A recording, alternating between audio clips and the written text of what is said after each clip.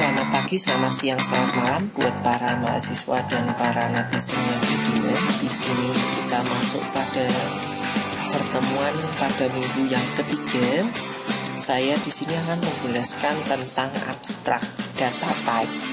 Ya, abstrak data type atau biasa disingkat dengan ADT. Nah, apa toh itu ADT? Jadi ADT itu didefinisikan dalam terminologi yang dimaksud di sini adalah sebuah data item ya atau data-data ya, item data yang diasosiasikan dengan operasi atau fungsi. Dan itu tidak diimplementasikan ya. Jadi secara pendek kata ADT itu hanya terdiri dari data dan operasi saja. Ya. Nah, di sini ini jadi gambarannya kurang lebih seperti ini ya, abstrak data type, data plus operasi. Nah, selama ini kita kan kalau melihat ya waktu membuat notasi algoritmik itu kan ada kamus ya, ada algoritma dan ada judul. Data itu umumnya pada kamus, sedangkan algoritma itu isinya beberapa operasi, walaupun tidak semua operasi. Tapi di sini operasi yang ada di dalam ADT itu nanti akan dideklarasikan saja, tidak diimplementasikan. Nah, analogi dari ADT ya, dari di sini saya punya ADT dari student atau misalnya ADT mahasiswa. Mahasiswa itu punya dua data, yaitu nama dan NIM. Ya pastinya lebih ada banyak data yang lain ya, tapi di sini saya sebagai contoh simpel saja ada nama dan NIM. Itu adalah data. Sedangkan operasi itu adalah buat student atau create student atau membuat mahasiswa, dan show student ya, menampilkan, membuat dan menampilkan. Mungkin nanti ada mengisi nilai, KRS dan lain sebagainya, tapi kan di sini ini hanya sebagai contoh saja. Nah, lalu yang berikutnya ya, kalau di dalam bahasa C ya, bahasa C++ secara prosedural ya, ADT itu terdiri dari definisi. Jadi nanti coding itu akan dibagi menjadi 3 file yang berisi definisi. Itu adalah header. Nanti isinya adalah tipe atau nanti tipe datanya apa. Jadi akan ada deklarasi tipe data, mungkin termasuk tab dev ya, termasuk tab dev. Jika perlu nanti kalian menggunakan tab dev juga. Juga ada variabel-variabel lain. Lalu ada deklarasi primitif operator atau semacam fungsi ya, fungsi-fungsi, entah itu konstruktor, destruktor, selektor ya. Konstruktor itu adalah fungsi untuk membuat ya, seperti contoh yang pada video sebelumnya itu ada fungsi buat titik pada video struktur ya, coba dilihat nanti ada video struktur, ada kan fungsi buat titik. Lalu ada destruktor. Destruktor adalah fungsi untuk menghapus ya, menghapus. Lalu ada selektor untuk memilih ya, atau memilih data, mengambil data, dan ada fungsi-fungsi yang digunakan untuk melakukan operasi matematika, relasi dan lain sebagainya.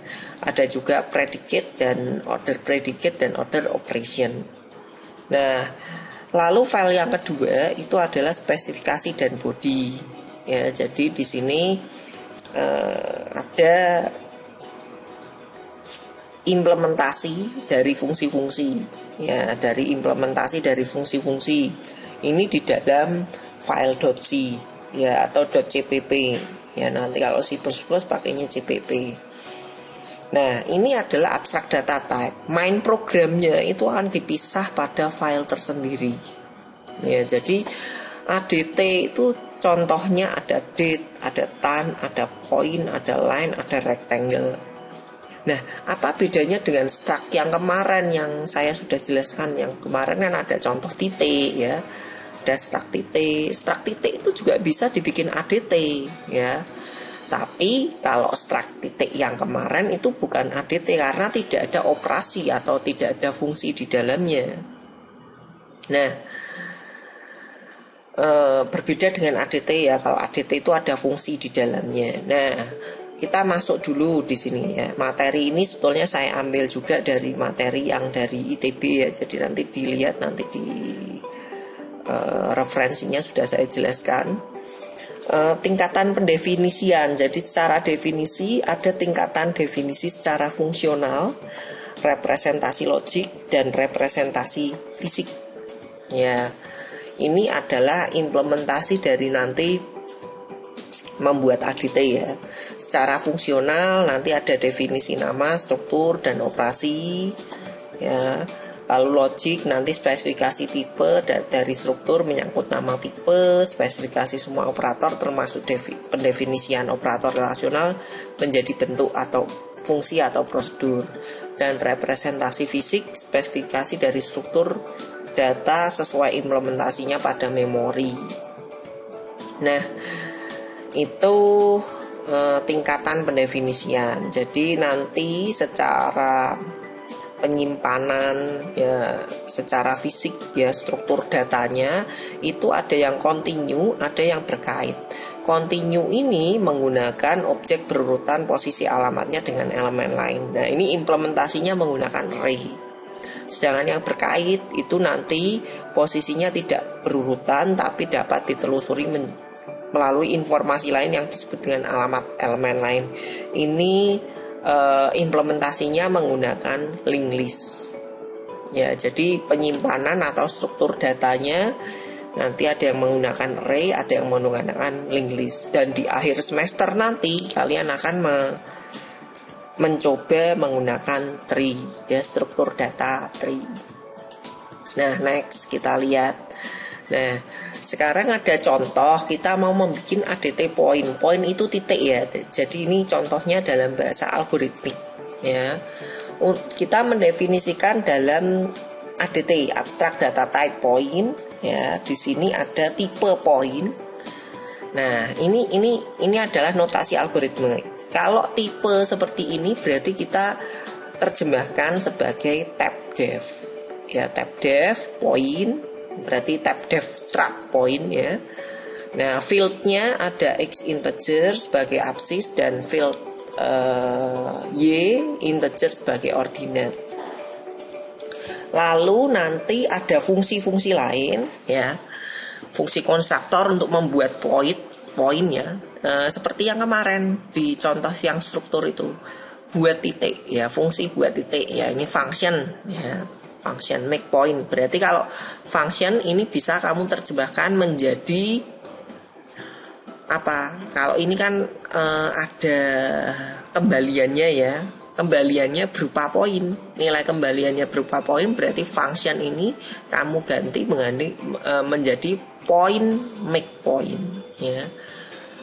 Karena function itu kan menggunakan tipe data ya, ada integer, float, double. Nah, kalau ini point kan berarti dia sudah tipe data bentukan. Fungsinya kamu ganti menjadi point.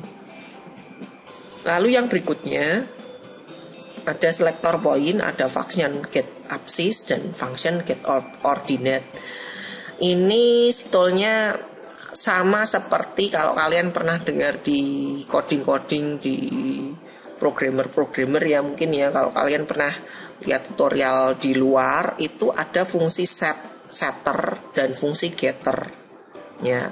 Jadi get absis itu untuk mengambil variabel absis dan get koordinat itu untuk mengambil atau mengirimkan komponen ordinat dari point. Lalu di sini ada fungsi predikat. Fungsi predikat itu menghasilkan boolean ya. Jadi ini function is origin. Ya, is origin berarti di sini akan mengecek apakah dia bernilai titik 0,0.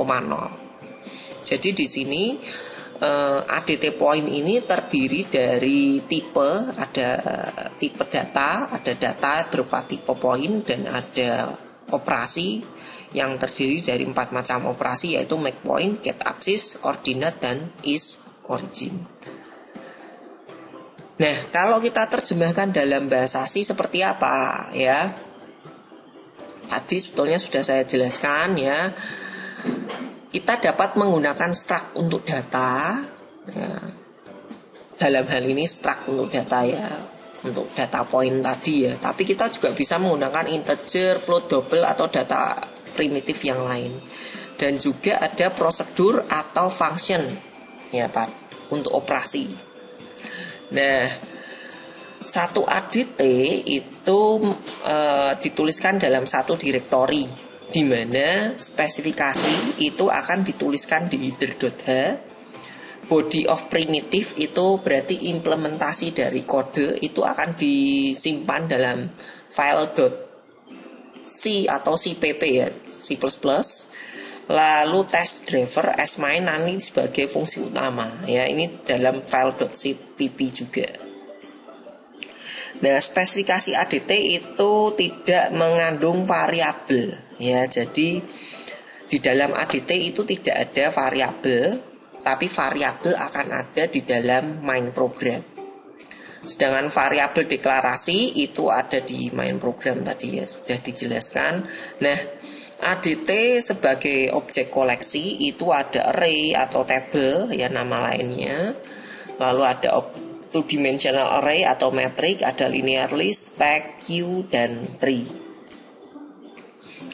Nah, kita bahas dulu tentang stack ya di sini. Tentang stack. Nah, apa toh itu stack? Jadi stack itu secara dasar, pada dasarnya itu fungsinya untuk menyimpan informasi. Nah, karakteristik dari stack itu adalah last in first out. Last in first out itu data yang terakhir masuk ya. Terakhir masuk, keluarnya duluan. Last in first out. Nah, lalu stack itu memiliki dua behavior ya, dua fungsi utama, yaitu push itu menambahkan item pada top, dan pop itu menghapus item pada top. Jadi top ini sebagai pointer atau sebagai kursor. Nah, ini mungkin yang kemarin juga sudah sempat dibahas ya di materi sebelumnya, kan ada tentang pointer. Jadi inilah fungsi pointer nanti. Jadi pointer itu menunjuk ya, ini di sini. Jadi pointer utama yang ada di dalam stack adalah top. Lalu yang berikutnya ya, stack pointer itu selalu pada top elemen, dan top elemen disebut dengan top ya. Jadi top elemen disebut dengan top. Ya, sebetulnya boleh dikasih nama yang lain, tapi kalau kalian kasih nama yang berbeda akan membingungkan ya. Lalu top itu adalah address. Jadi top itu hanya alamat ya, alamat di mana operasi-operasi itu terjadi. Nah, ini gambarannya ya, ilustrasi dari stack ya. Jadi di sini push 1 ya. Jadi kalau di sini ada penyimpanan data dari bawah ke atas, ini pointernya push 1, lalu push 3 ya. Stacknya akan ikut terus ya. Lalu push 5, jadi stacknya geser dulu, stack pointernya geser dulu ke atas, baru diisi datanya. Pada pop ya, stack pointernya bisa digeser lalu dihapus, stack pointernya bisa digeser lalu dihapus, dan seterusnya. Nah, secara fungsional ya, di dalam stack itu kita bisa bikin sebuah variabel S ya. Jadi jika S itu adalah stack dan elemennya adalah ELMTS, maka di sini akan terdapat beberapa fungsi, yaitu create empty S, is empty S boolean ya. Jadi inputnya S, outputnya boolean. Is full, inputnya S, outputnya boolean. Push ya, inputnya S, elemen S dan S, outputnya stack. Pop itu inputnya stack, outputnya elemen dari S. Jadi create empty itu membuat stack kosong, is empty itu mengecek apakah kosong atau tidak, dan true jika nilainya true jika kosong. is full itu nilainya true jika stack penuh. Jadi stack itu bisa penuh dan bisa kosong. Karena di sini kita menggunakan array. Ya, nanti kita akan menggunakan array di sini. Awalnya akan menggunakan array. Ini akan berbeda ya. Kalau kalian menggunakan Python itu tidak ada penuhnya, tidak akan penuh karena kalian menggunakan list. List itu tidak ada penuhnya kecuali memorinya sudah full ya, atau RAM-nya sudah penuh. Nah, terus kalau push itu menambahkan elemen pada top dan pop itu mengambil elemen pada top. Nah, yang berikutnya di sini ada definisi selektor. Jadi jika S adalah sebuah stack, maka kita membuat top S sebagai alamat elemen top dan info top S sebagai informasi yang disimpan pada top S. Ya, jadi di sini kita mendefinisikan ya, definisi selektor saja ya. Jadi mungkin nanti akan saya jelaskan lebih detail lagi. Nah, definisi stack kosong adalah top S sama dengan nil atau kosong ya, tidak terdefinisi. Ini sebetulnya hanya definisi saja ya. Sebetulnya karena kita menggunakan ADT, kita bisa membuat bahasa-bahasa yang sedikit tidak umum atau tidak menggunakan bahasa pemrograman C atau C++ banget ya, tapi kita bisa definisikan dengan bahasa yang kita gunakan sendiri, seperti yang sudah saya jelaskan pada struktur menggunakan keyword tab def. Nah, implementasinya pada C kurang lebih seperti ini ya. Jadi di sini kita bisa bikin ya untuk membuat ini kalau menggunakan array ya, kita menggunakan ini paling simple ya. Ini belum pakai ADT ya, belum pakai ADT. Kita bisa mendefinisikan define max 5. Jadi define ini untuk membuat variabel max berupa konstanta ya, nilainya 5. Lalu int stack max ya, berarti kan mendeklarasikan stack array stack dengan jumlah elemen 5. Lalu kita punya int top sebagai pointer. Lalu di dalamnya kita bisa memiliki fungsi push ya, parameternya integer int pop, void show, dan integer menu. Kebetulan di sini mungkin saya membuat codingnya itu sedikit berbeda dengan yang teori tadi. Ini untuk membuat contoh aja yang berbeda. Nah, pada main program di sini kita membuat ada lokal variabel integer integer m, dan top sama dengan 0. Ya, ini yang top ini untuk kursornya ya. Lalu di sini kita bisa untuk elemen e ya, integer e itu sebagai elemen yang fungsinya untuk memasukkan pada array, dan m itu untuk memilih menunya. Untuk loopingnya di sini ada do dan while ya. Lalu dalam menu kita menggunakan switch. Ya, menunya saya tutup dulu, nanti akan saya jelaskan di berikutnya. Lalu di sini ada void push ya, untuk memasukkan data. Di sini ada elemennya ya, integer e. Kita cek dulu apakah top lebih besar sama dengan max. Maxnya tadi 5 ya.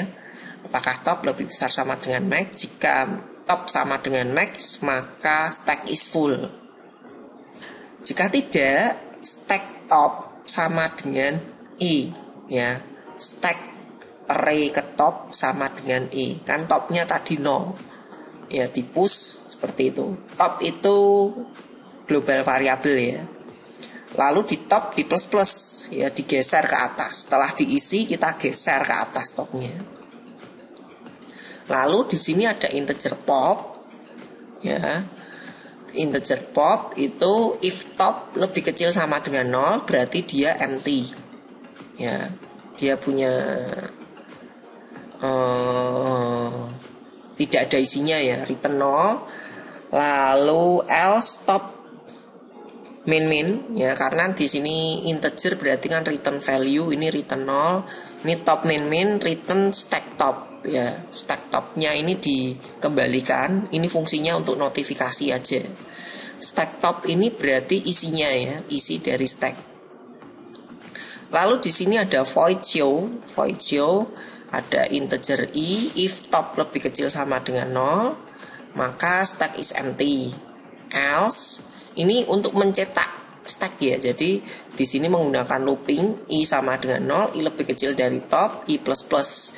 Dia akan mencetak dari isi dari stack yang indeks ke 0 sampai dengan indeks ke top minus 1. Ya. Ini untuk menampilkan isi dari stack. Nah, ini hasilnya kurang lebih seperti ini untuk menunya ya. Ini untuk menunya. Fungsi menunya kurang lebih seperti ini ya. Push, pop, show, stack, exit. Nah, ini belum menggunakan ADT. Ini contoh coding yang belum menggunakan ADT. Nah, ini contoh coding yang simple. Nanti silahkan kalian coba untuk coding ulang. Silahkan boleh, nanti filenya juga sudah saya upload di Kulino. Lalu yang berikutnya ada ADT stack. Nah, ini akan berbeda sekali. Kalau tadi kita membuat codingnya itu stack tanpa ADT, sekarang kita coding dengan ADT. Nah, saya akan membuat notasinya dulu ya, notasinya dulu. Ketika kita menggunakan stack dengan ADT,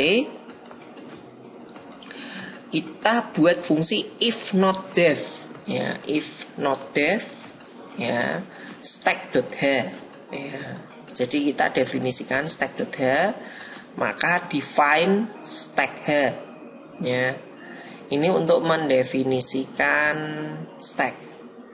Lalu di sini ada include boolean.h. Boolean.h itu nanti isinya 0 dan 1 aja ya, nanti akan saya berikan contohnya. Lalu di sini ada define nil 0, berarti kita membuat nil itu sama saja 0. Define max L itu menggantikan 10. Jadi fungsi define itu untuk menggantikan. Jadi nil itu sama saja 0. Define itu saja max L itu sama aja 10. Ini seperti tab def ya, seperti tab def. Kalau kemarin di video struktur itu kan saya sudah menjelaskan tab def integer int bilbul, berarti bilbul itu sebetulnya integer. Kalau define nil sama nil 0 itu sama aja nil, max L sama saja 10.